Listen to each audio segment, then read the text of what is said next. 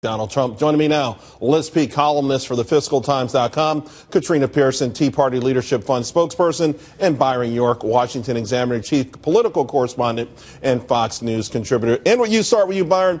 I got to tell you, I guess Ben Carson has surprised people in a lot of ways just as much as Donald Trump has. He doesn't necessarily hog up the headlines, but he is making a major impact with the grassroots, with just ordinary people and small businesses. Why?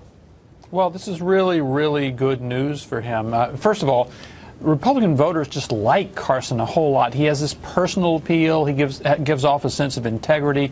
He's really impressed Republican voters. The fact that he has so many small donors is very good for two reasons. It indicates that he has broad, widespread support, not just the people who can write a $2,700 check. And of all those people who've given him money, they can give more. It's very important. He can go back to the well with them, whereas if someone else is maxed out, Jeb Bush, most of his money comes from people who've given the maximum. He can't go back to them and ask for more money. Yeah, a lot has been made over the fact that Carson has used a lot of lists and those kind of things, and his so-called burn rate is relatively high. But again, when the average contribution is like 50, 60 bucks, I got to tell you, but it's not just Ben Carson, right, Katrina? Even though Donald Trump has said, I don't want any money, a lot of people, a lot of regular folks say, no, I love this guy so much, even though he's worth 10 billion bucks, here's a 50 on me. That's absolutely right, Charles. People want to invest in this campaign. There are so many people who believe that Donald Trump is not only going to win this primary, that he is going to win the election. Talk about a historic election cycle, and they want to be a part of it. They're emotionally engaged, and they are ready to fight the long fight with him. Liz, coming into this, the rules were all different. You had to have the giant money. You had to have the political action PACs out there. And you had to go to these large. You had to actually go, be summoned, be beckoned by these guys, the Adelsons of the world, the Koch brothers of the world.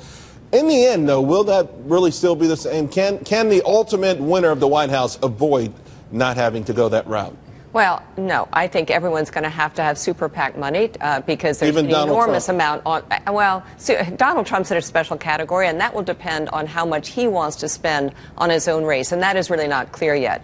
But for the others, to go up against Jeb Bush and others in the long haul who have $100 million, Hillary's going to have $100 million, much more than that finally in her super PAC. It's going to be tough if they don't raise that kind of money. But what do you make of it, though, that Hillary is not getting this money from regular folks? I mean, listen, it's the elitists. It really feels like the election of the elitists that have always told us how to act, when to do, what's good for us, and everyone else that says, we want to break out of this thing. We want a piece of the action. I think Katrina's right.